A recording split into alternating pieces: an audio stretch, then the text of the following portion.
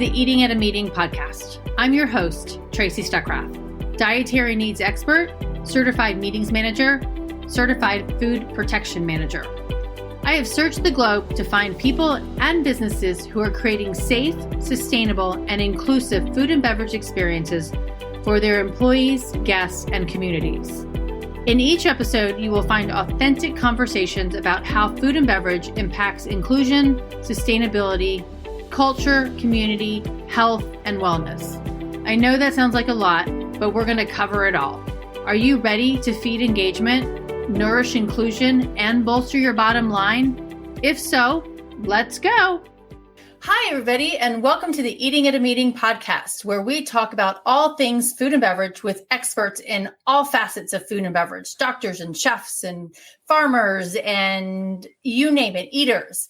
And today I am so excited to introduce you to Keitra Bates of Marddy's. And she was introduced to me by my good friend, Judith Winfrey. Mm-hmm. But she is such a nice lady that she actually answered my phone call when I just called her out of the blue, and she answered it going, "Hey, Tracy Stuckrath." And I'm like, how do you know who I am?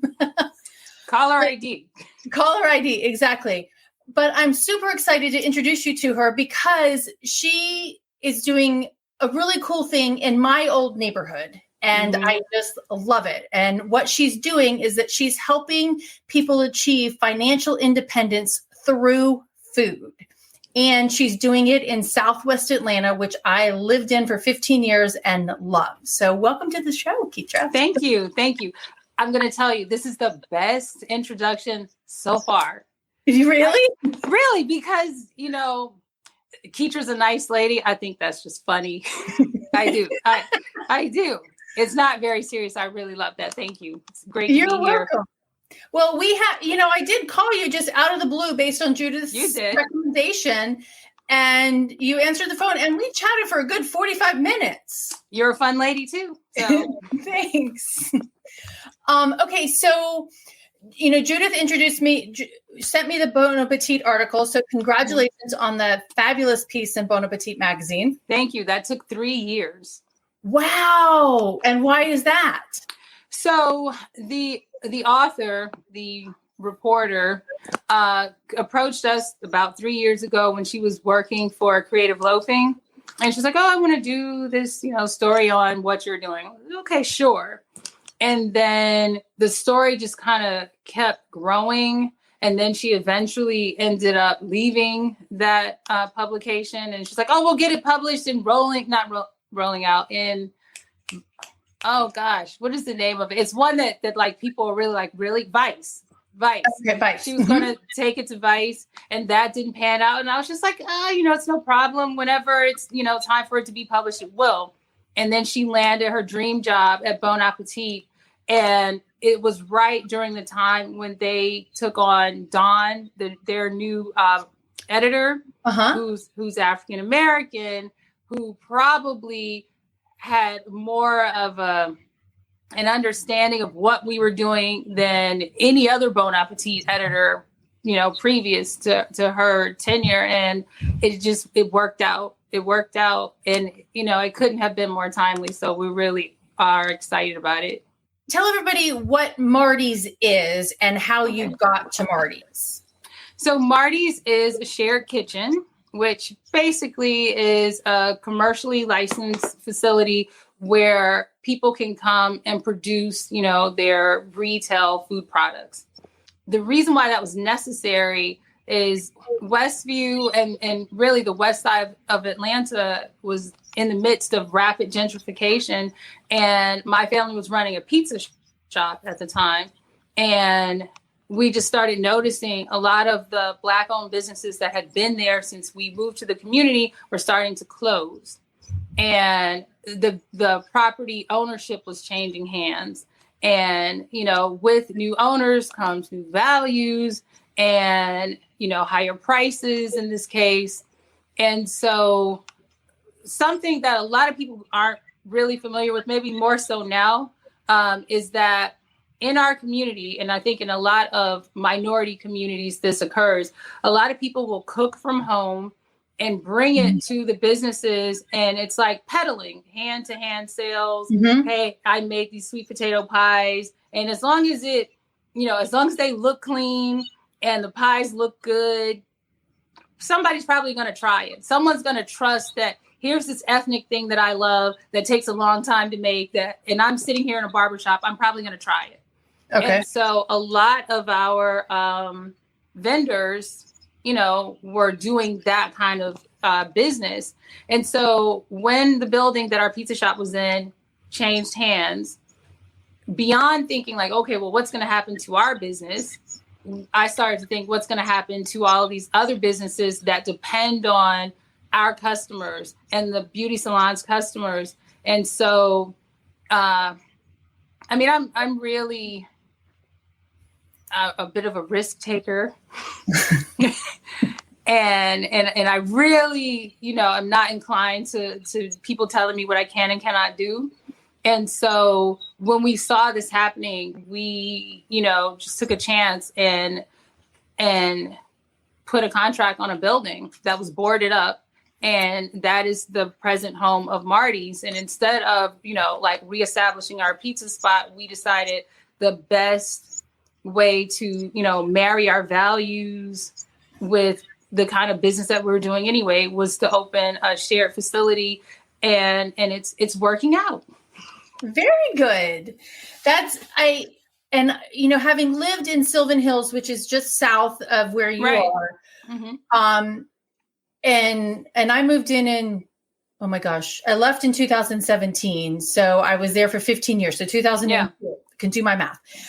And there was so much going on then. And I was pretty, I was the first person on my street. I probably wasn't the first white person on my street, but I was surrounded by these awesome neighbors who, welcomed me in. And Arthur next door would sit on his front porch in his wheelchair, and because he was diabetic and had lost his legs, and he took care of me, and that's what I think I really loved about the community. Yes.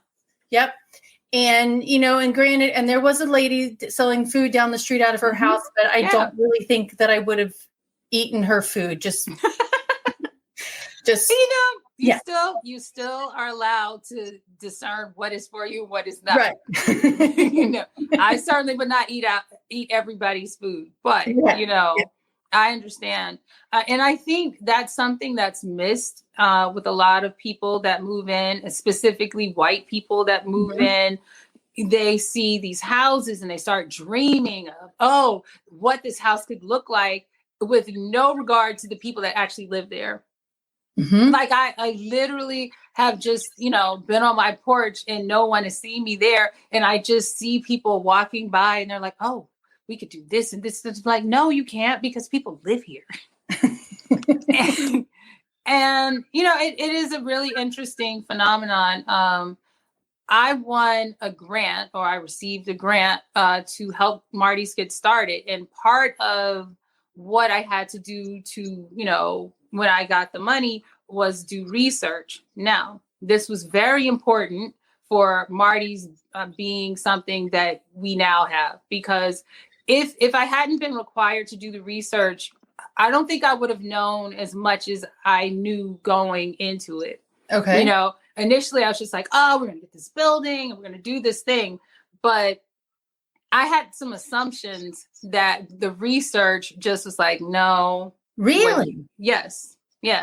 So part of the research was really interviewing people and getting their honest, true feelings about food on the West Side and what was available. And what I found was that we were invisible. I was really shocked, because I'm like, you see us in every other instance except for this one. How is it possible that you don't recognize this is a Black neighborhood? And so I started asking questions. At first, I used to be direct. I'm like, well, what made you move to a Black neighborhood? And the response, like, overwhelmingly would be like, well, I didn't really think of it as a Black neighborhood. It was just a neighborhood. That would be mine. Yep. Actually, when I was looking, it was the only neighborhood that I felt safe in as a single woman living in a house. So I hear that, but I don't totally understand that. But I do hear that and accept that as your truth, as it kept being presented to me over and over, as I interviewed, mostly white neighbors to find out if they knew about this food that was available, if they were enjoying it, what was really the true likelihood that these food makers would be able to remain in the community and actually take advantage and participate in the new wealth that was coming here. And no, they were not going to be able to, have a bridge to these people in the way that they were doing business, because I got really clever. I might have to, I don't know, it might get me in trouble with my neighbors, but I would really like to one day make a small documentary about what I found, because you have intelligent people with amazing jobs, in most cases, nice people. But I had one neighbor who, let me interview her in her new kitchen. Her brand new, everybody had a brand new kitchen and a door with lots of locks on it. That's just my little observation on this. There are a lot of locks in here, a lot of rings. But I said, well, I started off easy. Hey, you moved in. Why'd you move here? Oh, my church. Okay, that's cool. So do you eat over here? No, there's no food over here. It's a food desert. I'm like, okay, check. Not true, but true to you. And then when I said, well, there are people that make this food and they do this kind of thing. And they were like, well, then why don't I know about it? And I said, well, do you get your hair done over here? No. I said, well, why not? Why don't you get your hair done over here? Well, because would they know how to do my hair? Who doesn't know how to do your hair? If it's just a neighborhood, if I'm really believing what you're presenting, that this is any other neighborhood, we could be in Kirkwood, we could be in Buckhead. You don't think you could find someone who can do your hair in these neighborhoods? And that's when the cognitive dissonance, like I literally just kind of sit back and let them. I'm doing that right now in my head. What we just experienced is what it was like dealing with neighbors who never really considered that they were moving into the Buford Highway of Black people. like that is literally what West End is. West End is the Buford Highway of Black people in Atlanta. Right. This is where we come for. Like, there are so many different religious sects over here that Black people are the congregants. There's so many healthy Black food options. Like if you can go down the street and throw a stone at a vegetarian, vegan, anything in West End, but then, you have to bring up the African braiding shops. I'm like, well, why couldn't they do your hair there? Well, because they're yes, because it's a Black neighborhood. And then once they admitted that personal acknowledgement, then I would say according to the census, this is considered a predominantly Black neighborhood. I don't know. The blurring of what is actual Black culture. I think a lot of Black people and white people kind of think like, oh, well, African Americans don't really have culture. Hello. Right. Yes, we do. Yes, we do. And you call it Southern, but it's African. Yeah. But okay. So tell me about who is in Marddy's. Okay.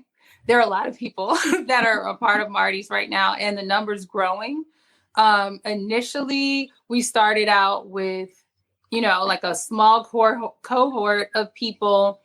And we said, okay, if you come through this program that we designed, we will give you the Serve Safe license test, and you can, join our kitchen or join another kitchen. But this is something you need as a food maker to move out of your home into, a licensed facility. And, that worked out. But I would say that worked out initially. But what we have found now, as we continue to grow, our fees have changed, not a whole lot, but a little bit. And we interview people with way more pointed questions beyond like, oh, so you make something. Now we're really looking for people that are determined to, have a successful business. Mm-hmm. It's kind of like talent management, sort of.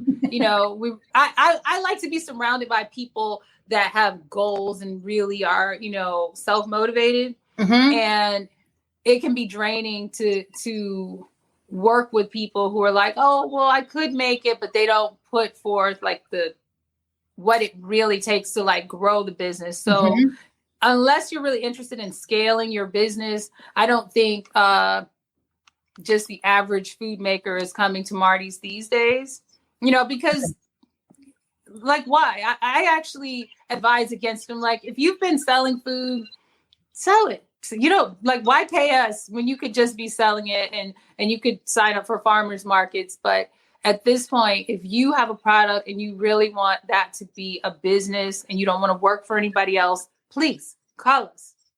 Okay. So you're help as the incubator, you're giving them the space to cook and build their business and the training to help them expand. Yes. So, I've learned a lot on my own dime. You will pay for your education one way or the other. That is for sure. Yes.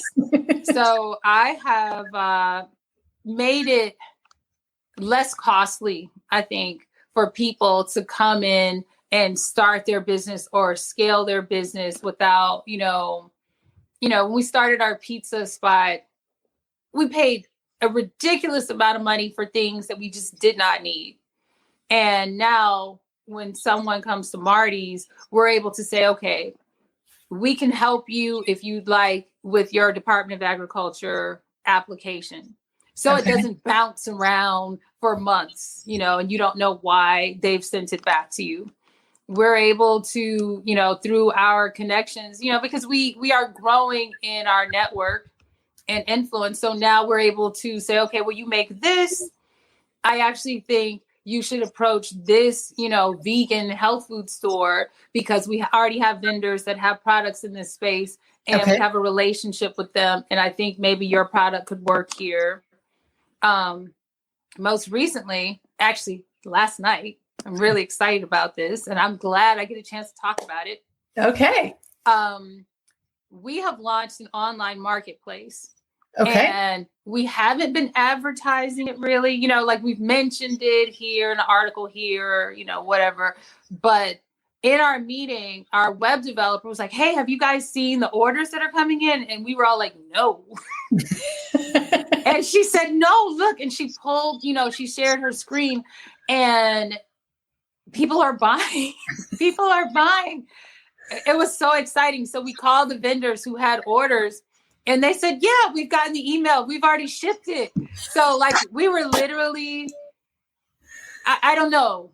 This is something I wanted from the very beginning of Marddy's. I really wanted the online marketplace, but I didn't. And when I say I would have taken me out of it because I'm not Marddy.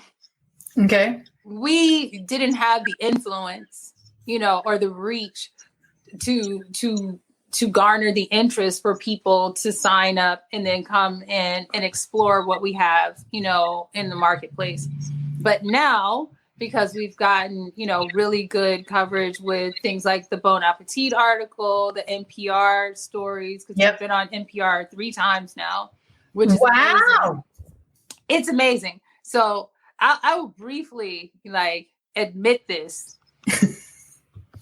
It's not a whole lot of stuff that excites me, like public recognition stuff. Mm-hmm. But NPR, I'm an NPR nerd, nerd. Well, that's a dream then. That's awesome. Yes, it is. I mean, if you've ever watched the 5 Heartbeats or any of those movies where they're like, we're on the radio, it really, it's like that in my house. I'm just like, oh my God, listen, I'm like, we've heard the story, but we hear your voice. We live with you. Why are you so excited? because it's NPR. And I just imagine, all the times that I have been in my car, in a car, and I couldn't get out because I wanted to hear the rest of the story. Mm-hmm. And to realize that, like, we were that for some people. I mean, we are still getting emails and donations from people who sat in their cars listening, and they're just like, this is amazing, what you all are doing in Atlanta. Can you bring it to my city? This is amazing what you're doing in Atlanta. This is something I used to want to do. How can I help? It's, that one, I don't know if this is one of your questions, but want to have like a personal, like, that would say to me, answer the question of greatest career accomplishments. Yeah, that's it's a big one. And Debbie Elliott, who's an NPR, reporter, and someone recommended that she speak to me about, this is when Trump, first got elected, and she wanted to know, well, I just want to interview local businesses and find out, what do you think about Trump's election? And I was like, are you sure you want to ask me that? And I said, well, I've been Black a long time, so I don't really know how much this is going to affect me in terms of business. Like, I'm really focused very much on the, like, right now. And, in that first few months, oh my God, one of my neighbors, white lady, works in the nonprofit space. I was going to say sweet. She's not sweet. She's nice. And I don't know if anybody really wants to be called sweet. Yeah. But yeah, so nice, very proactive. And I just remember her crying about the election. And I just was like, you all did it. Like statistically, they said it was white ladies who voted for him and pushed him over the edge. So I can't really, like, bank on that. I have to really be focused on what I can do. And, I said that to Debbie Elliott, who's also a white lady. And she said, you know what? I think maybe we're going to save your interview. and I have something else in mind. And that is when she literally, she came to Marddy's. I did not have keys. I did not have the keys to the building. And she took a picture of me standing outside with a little tiny baby mushroom afro. And I was just standing outside of the door of the boarded up building, just like, this is my dream. And she, like, her reporting, I told her, like, the way she crafts the story, it really does speak to people's hearts, As it should. Yeah. She's excellent. She really is. And, I think a lot of people in my position, or, well, let's say in my position, who are really working in the space of holding dignity, for us, it's really important that we're not the story of poverty. We're not the story of pity. And so I've always made that very clear with anybody that wants to discuss Marddy's. And she just, I don't know, it's like she got that. And she's always held true to, I don't know, like, integrity. And I like working with her. So she's visited us 3 times. So it's amazing. That is amazing. So, that makes me think of, well, in going back to you standing in front of the building, there's a story behind that building. Oh, yes. And I didn't know at the time. Oh, when you went? Oh, wow. We had no idea. All that I knew was that the building that my pizza shop was in was being purchased, which meant I couldn't buy it because I wanted it. Oh, yeah. I did. But so, some neighbors bought it and they had their vision of what they wanted. And I'm forever grateful for that, because I never would be on the trajectory that I'm on if they hadn't done what they were, to do. Right. Thanks, guys. We have to look at it that way. You know, Yes. that's the only way to really think about it. Yes. Yeah. You know, I remember, and I'm going to bounce around and try to do it quickly, but this is pretty relevant. One of the new owners of the building that our pizza spot was in, you know, Westview, especially at that time, was like a hotbed of like, let's do a porching, you know, like let's all come together and just have a beer on the porch and get to know each other.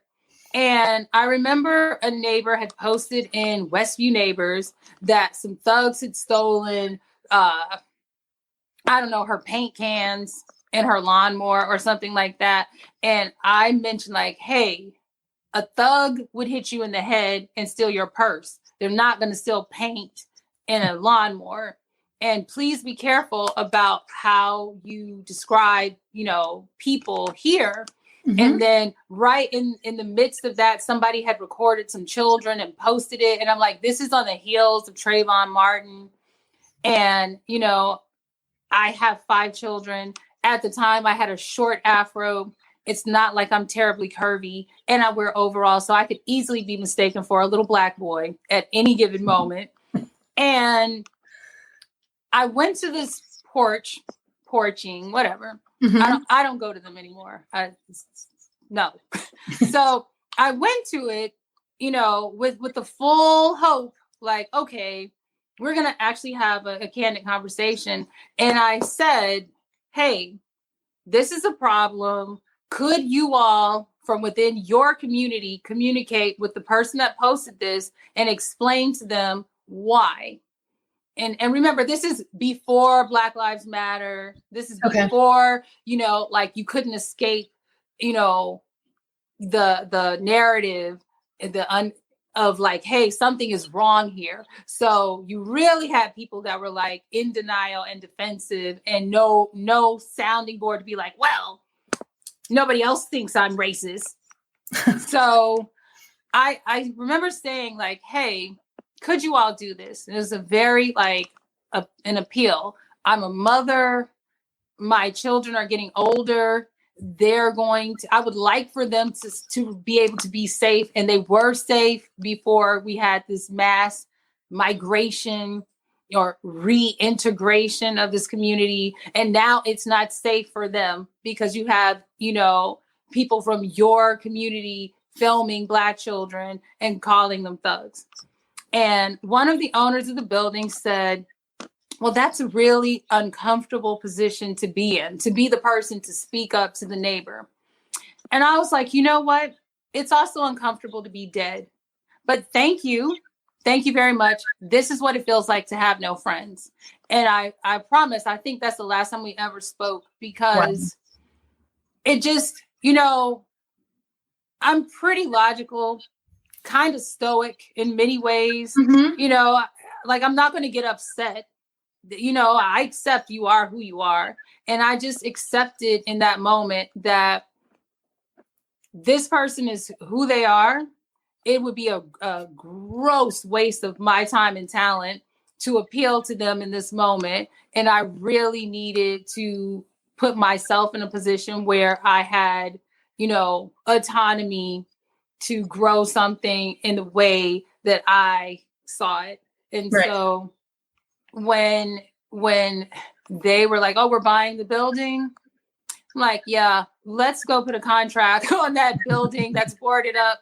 And honestly, we didn't have the money for that. We didn't, you know, like not let me just write this check for you. And, you know, we had to dip into our nest egg, you know, in order to pull it off. I had to sell pies in baskets, you know, because I promised our family, because I like I said, I am a bit of a risk taker. And I wasn't about to like drag my family into like economic, you know, limbo. Mm-hmm. Like, oh, we don't know over this vision that I had. And, you know, it worked out. I actually had to borrow the earnest money, honestly, at the time from one of my neighbors. I was just like, look, I need to put this building under contract. Can I borrow the earnest money? I will pay you back with interest, in like a month or two, but like I really need to make this move right now. And it just turned out like the closing just kept on. It was like a moving target for a long time, which, to our benefit, it made it cheaper. So the price came down a bit. Right. But what we found out about this building, I couldn't have like written a script any better than what we found, which is that it has significant historic relevance, when it comes to the civil rights movement in Atlanta and honestly for the United States, because, if Martin Luther King is the icon that people know globally, what Marddy's was in the past, which was Leela's Dinette, is a place that he used to go to as a student because it was 1 block away from Morehouse College. But he's not the only one, of note that used to eat there. You had people like Kwame Ture, also known as Stokely Carmichael, Jimmy Carter, John Lewis. Like, I've been told that anybody Black in particular that was in, legislature or the civil rights movement, this is one of those places where they could go and caucus, in semi-privacy because it was a neighborhood space. Leela's Dinette was opened in 1949 by Miss Leela Williams when she was in her 40s. And I'm going to make a point of that because, I think a lot of times people put, like we create these false, okay, well, if I don't do it by the time I'm 40, it's too late. No, right. It's not. It's not too late. This is a little tiny woman in 1949 that's Black, who's like, I'm going to open a restaurant. That's, for all intents and purposes, that sounds like a crazy person who needs to be committed. I mean, when you think about the odds. Right. When you think about the odds of a restaurant making it, when you think about the odds of a Black person starting a business without, like tremendous bank financing, all of the things, but still she was like, I'm going to open it. And it was in the paper, the Black paper. And it talked about her refrigeration and, state of the art. And we have a really grainy picture of her and her husband and a waitress. I actually met one of the waitresses, by the way, at Miss Leela's. So, but I've also met Miss Leela because there's so much, like we could literally just have a whole podcast talking about that. Miss Leela is the person that when I learned her story, we were broken into twice. Once when it was snowing in Atlanta and someone Shawshanked through the building. Do you remember this movie, Shawshank Redemption? Yeah. And they had like just a poster. And behind the poster was a hole that he just chiseled at at night. Someone literally chiseled through the cinder block building to break into the other side. So, you have to take it. You have to, just say, well, no big deal. Hold on. Right. Too many hands. Sorry. That's okay. Too much hand movement. But, our insurance company didn't really want to, accept the claim, but the outpouring of support, financial support, like, hey, this happened to us. And then people started just, someone started like a GoFundMe campaign and we were able to get essentially like grant money to keep going. So, I don't really, whenever something happens and it seems like it's something bad, I'm just like, what is good that's coming after this? Because it has to be big. Right. And that's been the story largely of Marddy's over and over and over. But just to like wrap it up with Miss Leela, it was hard. It was really hard to have this vision of what it could be, but then have the reality that here's this tiny little building in a drug-infested community where a lot of people are forgotten about, where I had a police officer said they need to drop a bomb on the whole area. Like literally, these are the protect and serve. And I was like, well, what do you think of the neighborhood? And this one officer said, well, I just think they should drop a bomb on the whole area. you probably should not be protecting and serving. But I'm not going to say that. I'm going to get in my car and act like I didn't hear you say that. Thank you, officer. But, there were times, truly, when I would just be inside of Marddy's looking around at like the shopping cart full of whatever, or I'm not going to say that because that will stay in people's minds, dead things, just all of the stuff.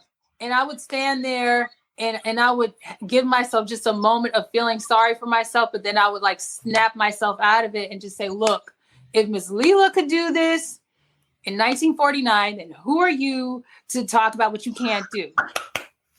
And I was just going to ask you, what did your mom or your grandmother or Miss Leela give you words of wisdom? So once we are talking about Women's History Month. We are. And this is completely relevant. And I'll try to bring that back and bow tie this thing with Miss Leela. So once I took off and moved to England, and then I came back home and I was, living with my parents, and I got a job doing the census. And then the census was over, but I used to, pick up my grandmother. Come on, grandma, we're going to go have lunch and all this stuff. Like my grandma was like my girl. And I went to her house one day after my census job ended. And she said, so what are you going to do now, girlfriend? And I'm like, well, I don't know, grandma. La, la, la, la. And she was like, so you're going to be a leech on your mama? A leech on my mother? And oh my God. My little 25, 26-year-old self was like, grandma, and I'm the one who came straight here, and I had a job, and da-da-da-da-da-da-da. And she just sat there and she was like, so, are you going to be a leech on your mama? Oh God, she was so good at just like putting it out there. But like in the quietest way. She's not going to yell. She's not going to do any of that. She's seen too much. And she's just like, so what are you going to do next? Like, no one cares. You had a job last week. What are you going to do now? And so, I bring that kind of hardcore core stoicism with me to everything. And so when I'm standing inside of Marddy's and people have broken in, and I'm standing inside of Marddy's and I'm trying to, figure out the payment, I'm like, this isn't going to help me figure this out. Like, stop, figure it out, put some pies in a basket and go somewhere and sell them. And I don't care if you're only getting $5 a pie, you're getting the message out there.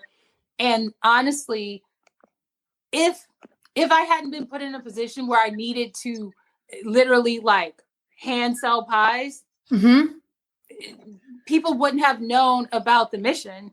They wouldn't have, it just would have been this private thing I was trying to do.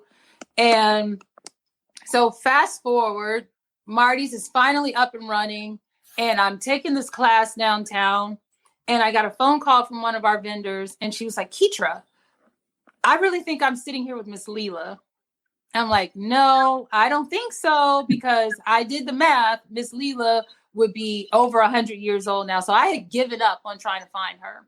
And she said, no, I really think it's Miss Leela, because they said Fair Street, and she's being awarded, honorary assistant district attorney of Fulton County.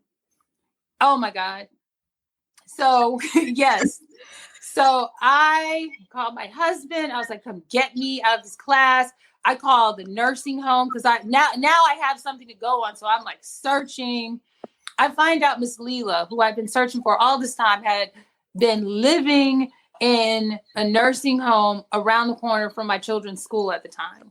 Wow. Yes. So he picks me up and I call the nursing home because, like I said, I take chances. So I was like, hi, I'd like to see Miss Leela Williams and whatever. I'm trying to figure out the policy if I need to lie and say I'm her niece.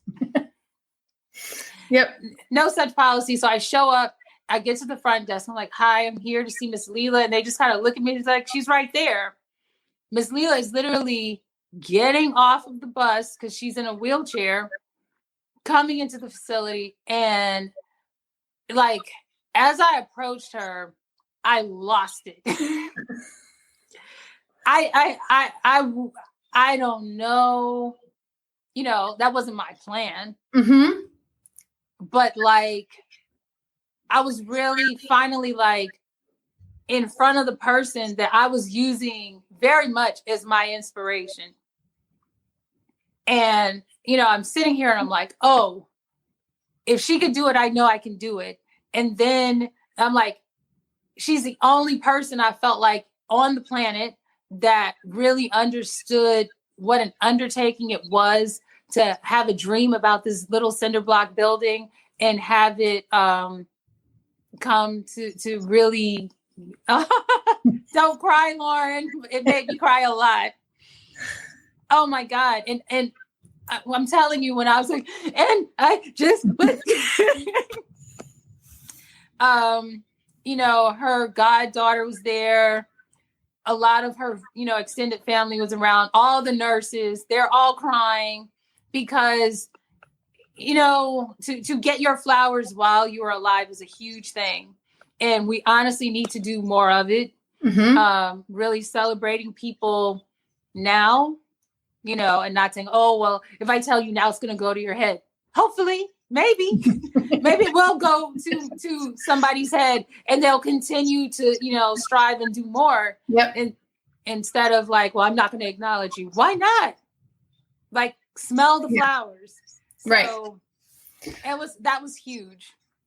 That's amazing. That's so fun. And I know she recently passed away. Yes.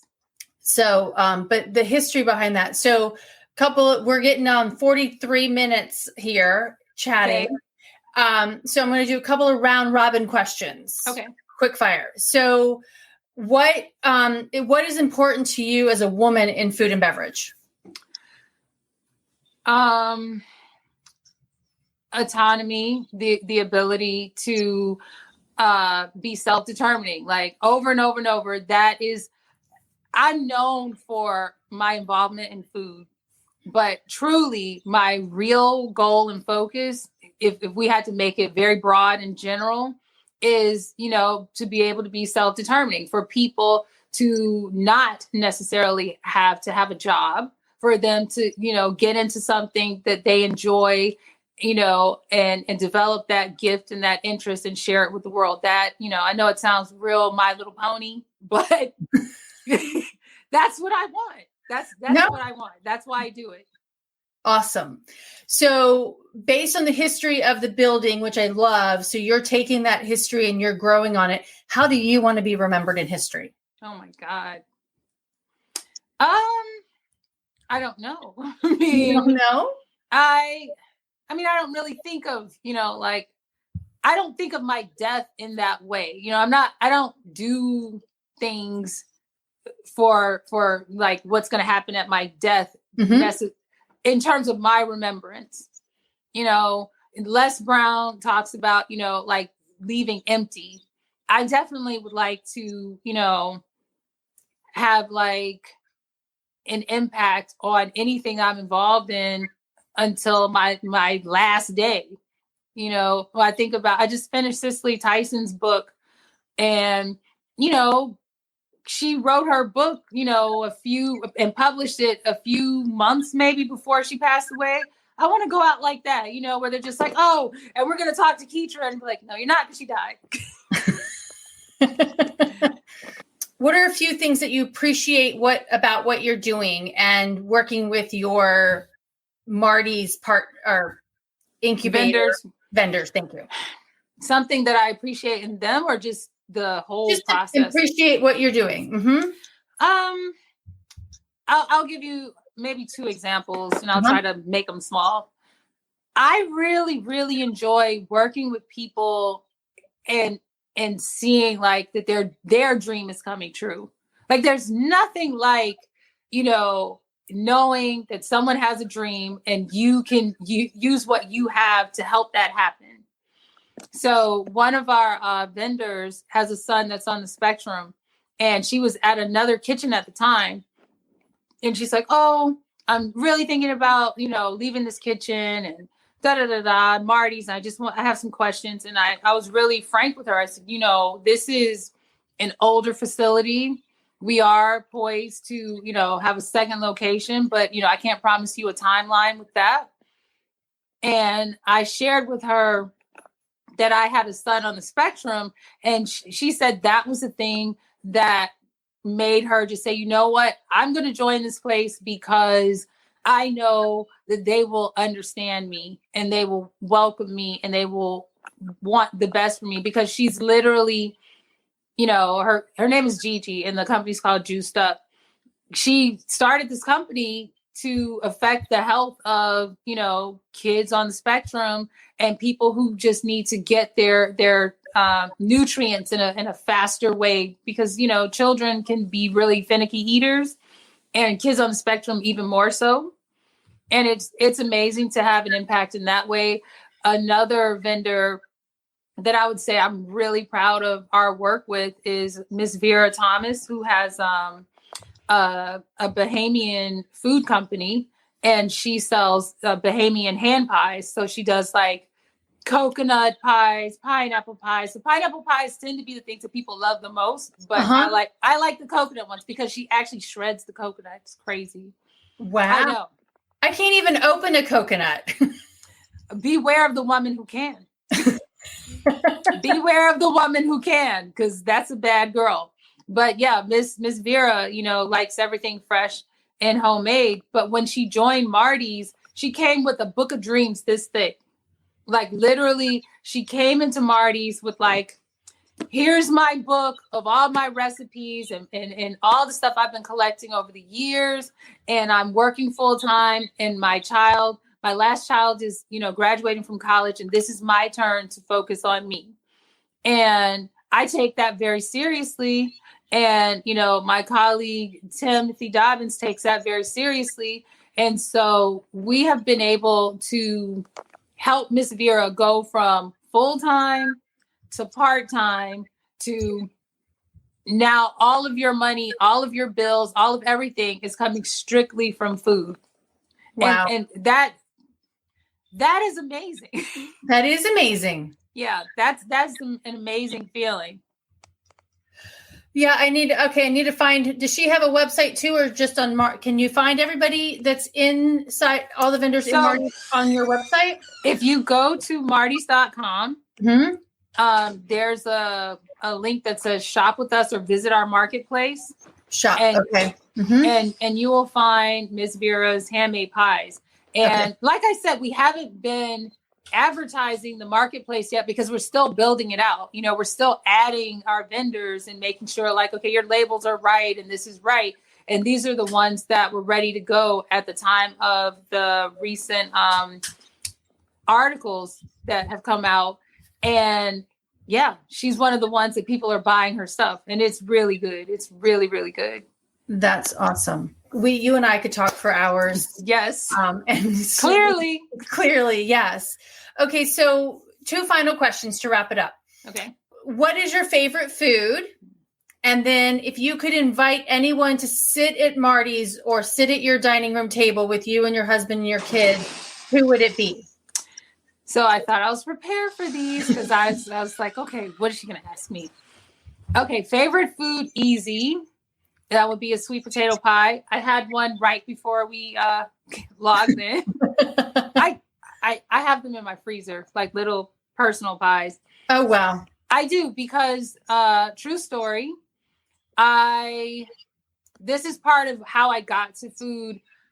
My grandmother, on my mom's side, had lots of grandchildren, and the sweet potato pie was my Christmas gift every year from her. And I never learned how to make it. And so when she passed away, I felt like that was gone, like the pie was gone, the gift, was gone. That was it.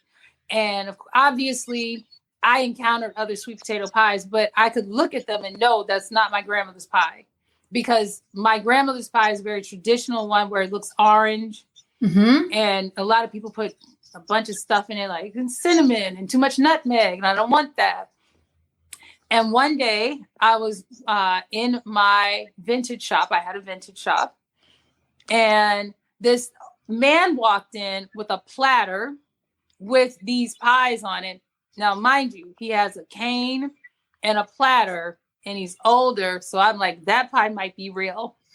And I looked at it, and it was orange, and it was perfect. And he was old, and I'm like, whoever's making this pie, this might be it. And when I tasted it, I felt like my grandmother was trying to communicate with me. I swear, because it is the only one that I've had since her passing that tastes anything like hers. They're known as the Pie Man. They're really a huge inspiration for why Marddy's exists, because if they didn't have the outlets that they were utilizing, like the barbershops and the little clothing shops, where would they sell their pies? And that's, how they make their money and supplement their retirement.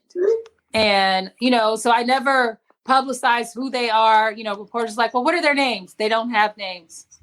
They're known as the pie people. Sorry. But they are. And his wife is in her 80s, and she makes these perfect little sweet potato pies. So I don't even know why I'm telling you all the story about that, but yes, the sweet potato pie is my favorite. Okay. And if I could have anyone at my dinner table, it would probably be my grandmother. Not the one that made the pies, but the one who said, what are you going to do? Are you going to be a leech on you? I would probably have her back for just, oh my God. If I could just, I feel like she died before I could say, Grandma, I did it. I'm okay. I'm sure she's watching you and knows that now. I hope so. I really hope so. Yeah. No, I think so, for sure. Because you are putting so much good out into the world in what you're doing. And thank you for keeping my old hood authentic. Authentic. Yeah, exactly. And I haven't lived there since 2017, but it still means a lot. And I still stay in touch with my people from the neighborhood. So I really appreciate that. So thank you. Well, it's a labor of love that tastes good.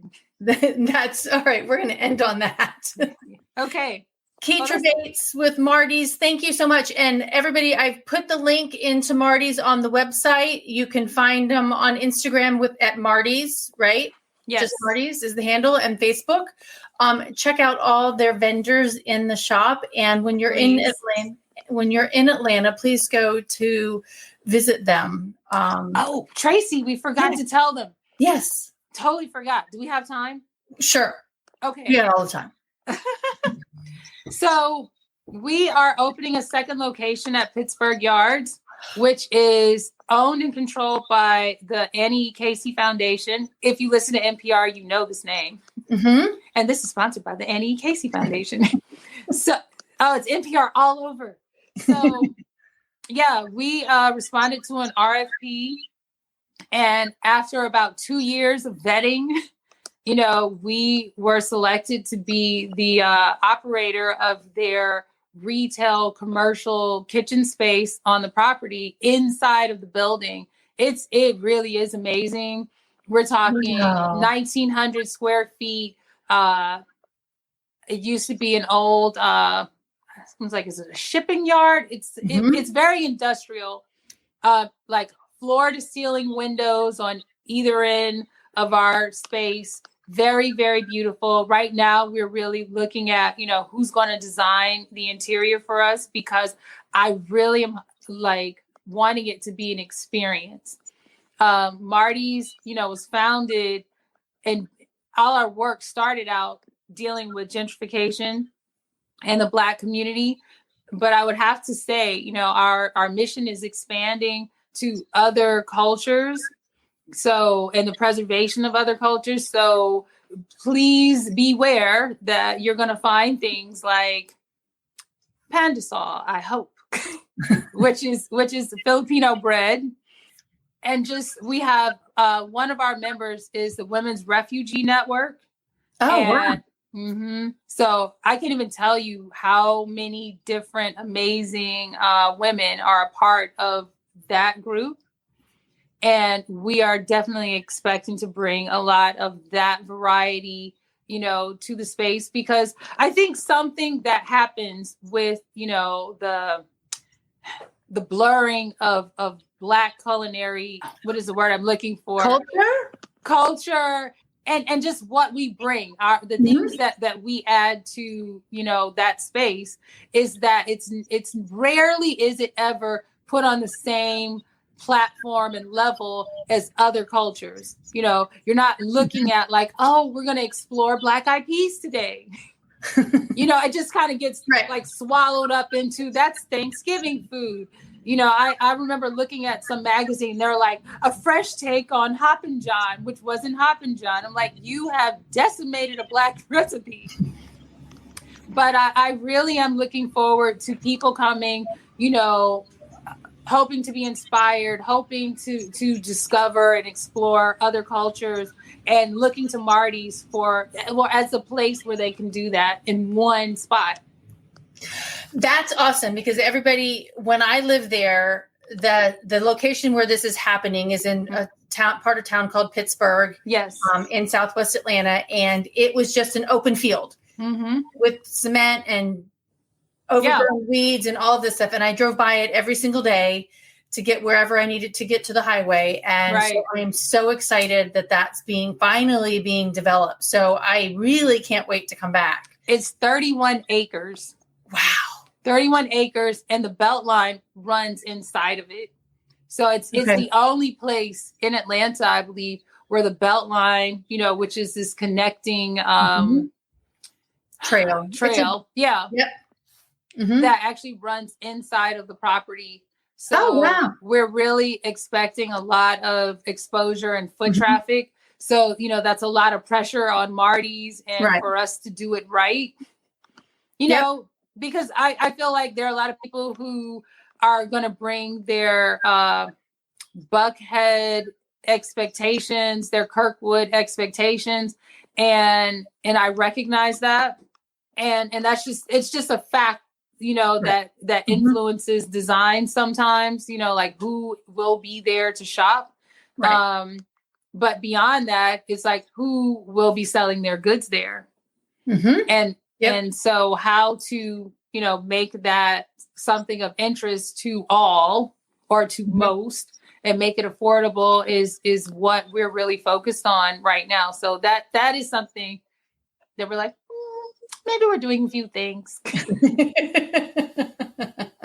Yeah. Well, that's super exciting. And I definitely can't wait to come back and visit you. And please do that. Yep. And my old hood. So, all right. Well, thank you, Keitra. It's been fun. Yeah. It has been very fun. And you almost made me cry. And I knew the question was coming. I'm like, no, don't cry. Don't cry. Don't say crying is okay. Crying is good. So everybody, thank you for tuning in to Eating at a Meeting podcast. On our guest today was Keitra Bates with Marddy's in Southwest Atlanta. And in celebration of Women's History Month, to me, she is making history in my old neighborhood by celebrating the culture and the cuisine of the Southwest Atlanta. So thank you so much. Thank you for the opportunity. It's been fun. It has been fun. And bye, everybody. Bye, and tune in next week and find us on all podcast platforms. And stay well and stay safe and eat well. And eat beets. And I love beets. I love beets. You know what, Tracy? Seriously, you should ask your guests what they eat, on the day of the show. Oh, that's a good question. You totally should. It's like eating at the meeting, but there's no eating. Right. There is no eating. That's a very good question. All right. Can I just tell you what I had? I want to go back. Yeah. For breakfast, I had ginger pickled beets, olives, pickled ginger for sushi, but so what? Cherry tomatoes and a fourth of a Thai wrap. And oh wait, we can show some food. And these guys, what's left of them? You got to put them on the camera. Sorry. There you go. You're like, what is that? Buford Farmers Market. Yes, plantain chips, spicy. That's a delicious lunch. It's amazing. I recommend everyone try it. Oh, and a sweet potato pie at the end. Of course. Yes, of course. It's comfort food. It's like ice cream. Okay. All right. Thanks, Bye, everybody. See you next week. See you. Thanks for listening to the Eating at a Meeting podcast, where every meal matters. I'm Tracy Stuckrath, your food and beverage inclusion expert. Call me and let's get started right now on creating safe and inclusive food and beverage experiences for your customers, your employees, and your communities. Share the podcast with your friends and colleagues at our Eating at a Meeting Facebook page and on all podcast platforms. To learn more about me and receive valuable information, go to tracystuckrath.com. And if you'd like more information on how to feed engagement, nourish inclusion, and bolster your bottom line, then visit eatingatameeting.com.